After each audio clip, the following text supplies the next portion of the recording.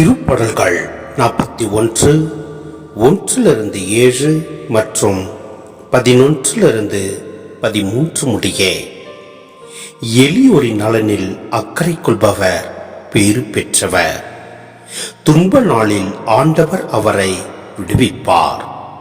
ஆண்டவர் அவரை பாதுகாப்பார், நெடுங்காலம் வாழ வைப்பார். நாட்டில் பேறு பெற்றவராய் விளங்க செய்வார். எதிரிகளின் விருப்பத்திற்கு அவரை கையளிக்க மாட்டார். படுக்கையில் அவர் நோயுற்று கிடக்கையில் ஆண்டவர் அவருக்கு துணை செய்வார்.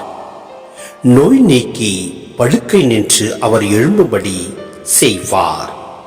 ஆண்டவரே, எனக்கு இரங்கும், என்னை குணப்படுத்தும்.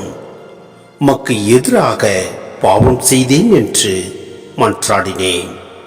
என் எதிரிகள் என்னை பற்றி தீயது பேசி, அவன் எப்போது சாவான், அவன் பெயர் எப்பொழுது ஒழியும் என்கின்றனர். ஒருவன் என்னை பார்க்க வந்தால் நயவஞ்சகமாக பேசுகின்றான்.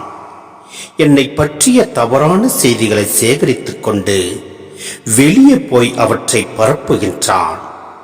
என்னை வெறுப்போர் அனைவரும் ஒன்று கூடி எனக்கு எதிராய் காதோடு காதாய் பேசுகின்றனர்.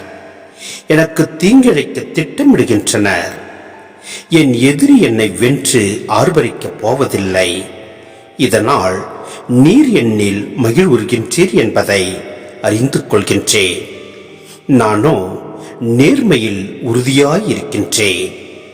நீர் எனக்கு ஆதரவளிக்கின்றீர். மது முன்னிலையில் என்னை என்றும் நிலைநிற்க செய்கின்றீர்.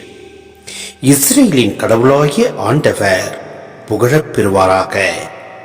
ஊழி ஊழியாய் புகழப் பெறுவாராக. ஆமேன், ஆமேன்.